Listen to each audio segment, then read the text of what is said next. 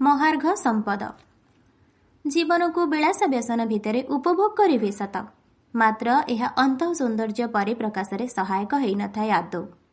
सुगंध नथिले जेपरि पुष्पर सौंदर्य जना पड़े नहीं, सेही परि सद्गुण नथिले मनुष्यर अंत सौंदर्य प्रकटित हुए नहीं। शाश्वत शांति धन क्षमतादि तथाकथित पार्थिव संपदरू मिली न थाए। एहार प्राप्ति मार्ग भिन्न। एही भिन्न मार्गर संधान जेउ माने पाइथांती सेमाने संसारर माया जालरे छंदी हेबाकू इच्छा करि नथांती। हिमालयर पाददेशरे तपस्यारत जणे साधुଙ୍କୁ देखि नरपतिंकर मनरे दया आसिला। शीत कालरे फुंगुळा देहरे शिलाखंड उपरे साधु उपवेशन करिथांती। साधुଙ୍କୁ किछि सहायता जोगे देबा आशारे राजा तांको निकटକୁ जाइथिले। ध्यान भग्न हेबा परे निज परिचय देई नम्र भावरे कहिथिले, महाभाग आपणଙ୍କୁ अधम किछि सहायता करिबाकू चाहुंची।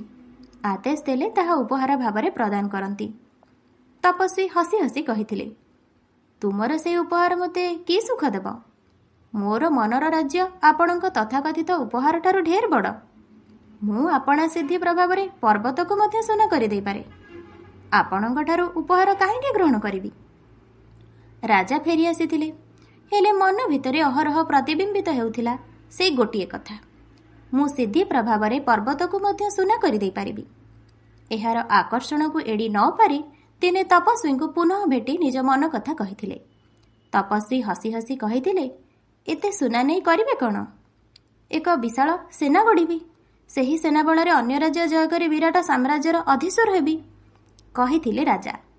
ठीक अछि, हेले ए निमंते तुमको एक शर्त पालन करबाकू पड़िबो। की शर्त कहंतु?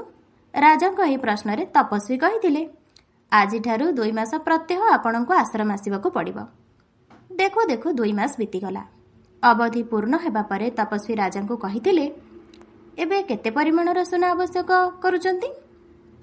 राजा निरुत्तर रही आसंता काली कहिबी बोली तपस्वीको उत्तर देई चली जाइथिले। परदिन तपस्वीको आश्चर्यान्वित करी एक अद्भुत बेशरे तांको निकटको आसिथिले। कौपिनधारी सन्थ बेशरे, ठीक तपस्वीको परिधान सदृश।